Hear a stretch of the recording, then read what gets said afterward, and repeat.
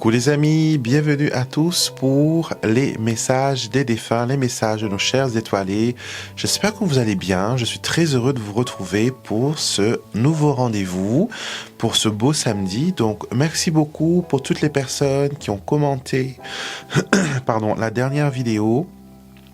Du mois dernier, pour toutes les personnes qui m'ont envoyé des messages, je vous ai lu avec attention. Ceux qui avaient des intentions de prière, bien sûr, je vous ai mis, voilà, dans mon cercle de prière. Et merci pour tout ce soutien, pour tout cet amour. Vous savez que je fais ces vidéos avec beaucoup d'amour et beaucoup de bienveillance. Parce qu'on touche à quelque chose qui est très très intime et je suis très heureux de pouvoir partager ces messages d'intimité avec vous. D'accord? Donc pour ceux qui sont des nouveaux arrivants, qui découvrent cette vidéo pour la prochaine fois, je m'appelle Alexandre Mosruck, je suis auteur, je suis spiritualiste, oraclien, tarologue, cartomancien, j'ai plein de titres, mais ce que vous devez savoir, c'est que j'ai une connexion spéciale avec l'au-delà et les anges, et j'utilise cette connexion pour vous permettre d'avoir des messages. Je ne fais pas de consultation en privé à ce sujet, je fais de consultations sur les guidances que vous avez besoin pour vos problématiques et votre vie, mais je ne fais pas de guidance privée des défunts. Donc, ça, c'est uniquement ici pour vous, mes abonnés qui me suivez sur YouTube. Vous êtes, voilà, privilégiés à ce niveau-là. Donc, j'utilise mes oracles pour canaliser les messages que je reçois parce que je reçois beaucoup d'informations et j'ai besoin d'avoir comme un tamis ou un filtre pour pouvoir bien percevoir et bien comprendre ce que l'on essaye de me dire. Donc, j'ai deux oracles. J'ai le dialogue avec l'au-delà et l'autre qui s'appelle Messages d'amour des défunts, et je les utilise pour canaliser les messages. Donc si vous voulez recevoir un message de vos défunts, vous pouvez bien sûr vous-même vous procurer ces fabuleux jeux disponibles sur mon site internet alexandremosruck.com et vous pouvez faire vos propres tirages et avoir vos propres messages. D'accord?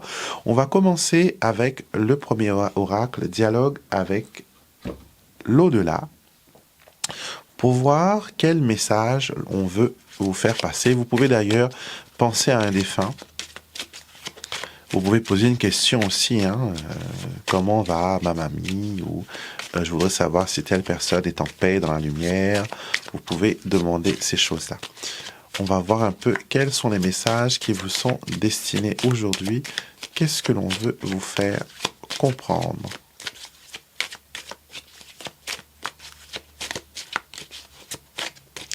Alors, on n'a pas de carte qui saute, on va juste couper. Et nous allons prendre 3 cartes.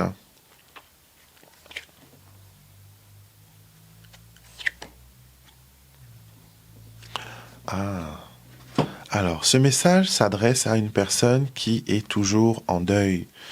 Ce qui veut dire que, pour moi, le temps de deuil, normalement, c'est 1 année. Quand je fais les messages, quand on me montre ces choses-là, c'est quelque chose qui s'est passé moins d'1 année de ça. Donc vous êtes toujours dans l'année du deuil, dans ces 12 mois. Et même si cela dépasse un petit peu de quelques mois, vous êtes aussi concerné parce qu'il n'y a pas de temps précis pour guérir du deuil. C'est quelque chose qui est très lourd. La première carte me montre que vous êtes encore dans le chagrin, dans la désolation, dans la colère aussi et dans la culpabilité. D'accord?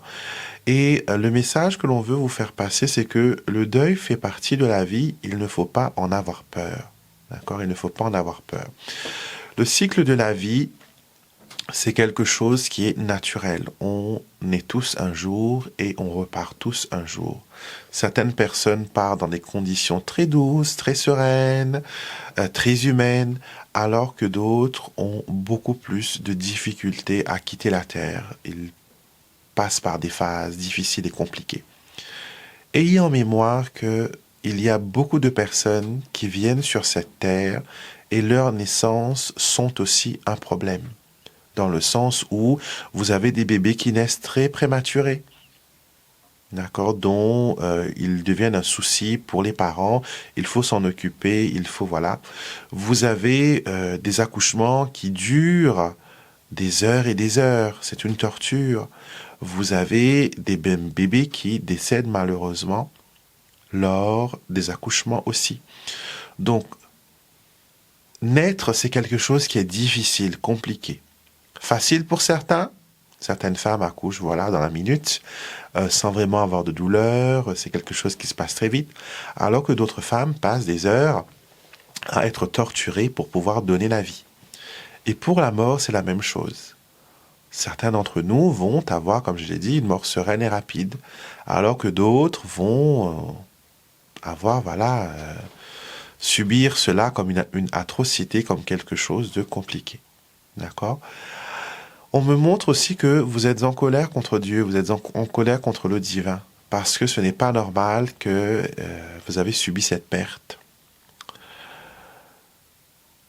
Malheureusement, on n'a pas d'explication pourquoi d'autres personnes survivent alors que d'autres décèdent, pourquoi d'autres personnes ont le droit de vivre alors qu'ils ne sont à première vue pas méritants de cette vie, ou ils honorent pas cette vie. Mais malheureusement, on ne peut pas être juge de cette situation. Il y a trop de choses inconnues, il y a trop de raisons cachées pour que l'on puisse, voilà, déterminer. Moi, je ne peux pas vous dire que, voilà, pour telle raison, cette personne a survécu, ou pour telle raison, c'était son temps, il fallait qu'elle décède. Ce n'est pas de mon pouvoir, ce n'est pas de mon ressort. Mais on me dit que, voilà, vous êtes en colère. Vous êtes en colère de ce départ, et c'est quelque chose qui est en train de vous miner la vie. Et on me montre ici, avec la troisième carte, que il y a eu un manque d'empathie. Les gens ont été d'une maladresse extraordinaire avec vous. Certains vous ont peut-être même reproché le départ de cette personne, de ce défunt. Il y a eu aussi, voilà, de la méchanceté, et des personnes peu compatissantes t'ont blessé profondément. C'est ce que le défunt me fait entendre, me fait comprendre. Et on me dit que si vous gardez tout cela à l'intérieur de vous, c'est en train de mariner. C'est comme un poison qui est en train de cuire. Ce que l'on me montre, c'est comme si il y a un vieux chaudron et il y a un liquide noir et visqueux et épais qui est en train de bouillir et faire des bulles.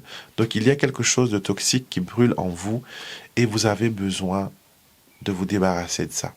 Et votre défunt est là avec cette main de guérison. Il vous apporte de la prière, de la lumière, du réconfort. Même si vous n'arrivez plus à prier, vous n'arrivez plus à faire confiance, lui, de l'autre côté, prie à votre place et demande à ce que vous soyez libérés de cette toxicité. Que vous puissiez enfin revivre, que vous puissiez enfin respirer, que vous puissiez enfin être vous-même, pour que vous puissiez être et vivre votre vie et ne plus la vivre en suspens ou la vivre à moitié. C'est un très beau message que votre défunt vous fait parvenir. C'est que malgré le deuil, il comprend votre chagrin, il comprend votre colère, il comprend le sens d'injustice qui habite votre cœur, mais vous ne pouvez pas vous accrocher à ça. Vous accrocher à cela ne va rien changer, d'accord? Rien ne va bouger, rien ne va aller de l'avant, et vous allez perdre votre temps, vous allez devenir aigri, vous allez gâcher votre vie. Et votre défunt ne veut pas que ce soit le cas. Lui ou elle a vécu leur vie, et c'est à votre tour maintenant, et vous ne pouvez pas vivre votre vie en la construisant sur un deuil, sur une injustice, sur une incompréhension. Utilisez cette injustice comme arme. Pourquoi ne pas créer à ce moment-là une association, un groupe d'écoute, un groupe d'aide, rencontrer des personnes qui sont passées par les mêmes problèmes que vous. Et peut-être cela va vous apporter la guérison et la libération dont vous avez besoin. Peut-être que vous avez besoin de discuter avec des personnes qui sont dans le même schéma, dans les mêmes problèmes que vous. Je vais prendre d'autres cartes maintenant de mon oracle, le message d'amour des défunts. Ah, c'est très beau ce que je ressens là. Alors, nous avons parlé au début, vous vous rappelez, de personnes qui naissent avec difficulté et qu'il y a des bébés qui décèdent aussi lors de l'accouchement. C'est quelque chose qui est tragique. Je pense qu'il n'y a pas de chose de plus tragique que des parents qui perdent leur enfant ou son enfant. Parce que dans la nature des choses, ce sont les parents qui doivent partir en premier. Et ce sont les enfants qui doivent perpétuer et demeurer. Et dans votre cas, vous avez perdu quelqu'un, vous avez perdu un enfant.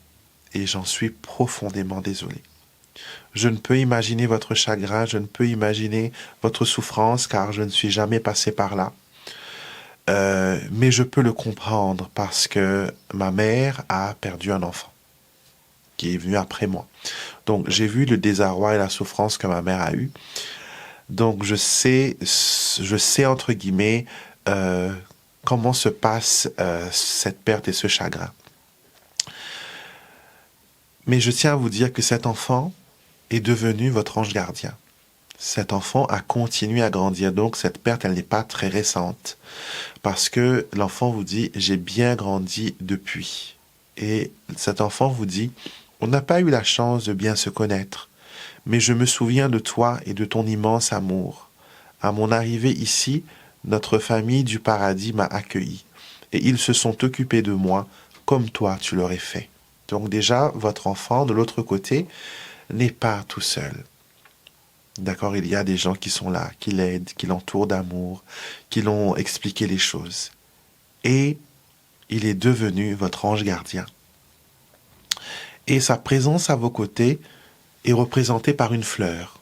Donc je ne sais pas si vous avez des signes souvent de retrouver des pétales de fleurs chez vous, dans votre maison, ou de sentir des odeurs telles que le coquelicot ou les fleurs assez odorantes comme le lys. Mais on me montre une fleur là, mais j'arrive pas à trouver son nom. Je sais que c'est des fleurs qui poussent pendant le printemps et l'été. Ce sont des grosses fleurs, des grosses fleurs, et j'arrive pas à trouver le nom. Donc on verra. On verra si le nom me revient, mais j'arrive pas à retrouver ce nom. Je sais que c'est utilisé en parfumerie. C'est comme des grosses boules. Elles sont blanches, elles sont roses. Mais j'arrive pas à mettre le nom sur cette fleur. Mais en tout cas, voilà, on me montre des pivoines. Voilà, des pivoines. On me montre des pivoines. Est-ce que vous avez reçu des signes par rapport à une pivoine? Est-ce qu'on vous a montré une pivoine? Est-ce que l'on vous a parlé de pivoine récemment? Est-ce que vous avez un lien spécial avec cette fleur? En tout cas, sachez que vous n'êtes pas seul, que votre enfant, qu'on appelle un Angeline, est à vos côtés. Il prend soin de vous, il comprend votre tristesse, il comprend votre désarroi, mais il a surtout envie de vous voir heureuse, heureux. Il a envie de vous voir sourire, il a envie de vous voir épanoui. Il veut que vous soyez serein et que malgré la perte, malgré le deuil, malgré le chagrin, il veut vous offrir la guérison. Je sens comme des ailes ou des bras qui me prend dans leurs bras, comme si j'ai la sensation que quelqu'un me prend dans ses bras.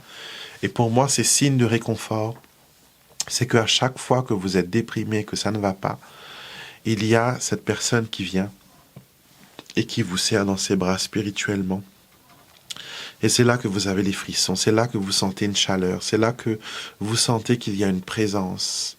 Et c'est là que vous pouvez percevoir, sentir la personne qui veille sur vous.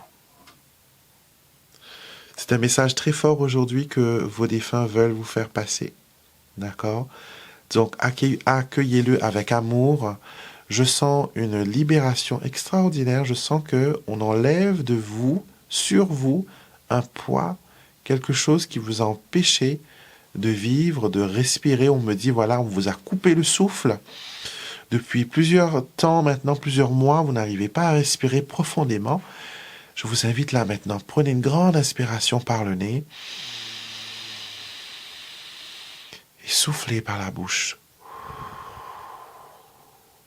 Faites ça plusieurs fois et sentez toute la tension et toute la lourdeur et toute la peine qui s'en va. Et je veux vous dire aussi quelque chose. Ce n'est pas parce que vous n'êtes plus triste que vous n'aimez plus la personne qui est partie. Ce n'est pas parce que vous n'êtes plus dans la dépression, dans le chagrin, que vous oubliez la personne que vous avez aimée sur cette terre. Elle sera toujours présente à vos côtés. Elle est présente dans votre cœur. Spirituellement, vous êtes toujours ensemble. 24 heures sur 24, vous êtes connectés. Il ne tient qu'à vous de lui parler et de lui dire, voilà, les choses que vous avez envie de lui dire. Et sachez que tout ce que vous lui dites, cette personne entend parce que cet enfant me dit, tu sais, ma mère, elle me parle tout le temps. Et ma mère a pris l'habitude de parler toute seule. Donc, ce qui fait que ils vous entendent, ils savent ce que vous dites, ils savent ce que vous faites, ils savent ce que vous êtes devenu, ils savent c'est quoi votre quotidien et ils savent que vous avez besoin de guérison, vous avez besoin d'être libéré. Donc voilà mes chers amis, c'était votre message. J'espère que ça résonne avec vous. J'espère que ça vous donne voilà de quoi penser, de quoi réfléchir. Et encore une fois, si le message ne résonne pas en vous, c'est que vous devez la transmettre à une personne qui est proche de vous, qui connaît peut-être des difficultés, des chagrins, des situations compliquées. Je vous laisse avec toute cette lumière et toute cette bienveillance de vos défunts. Et je vous dis à très vite pour une prochaine vidéo.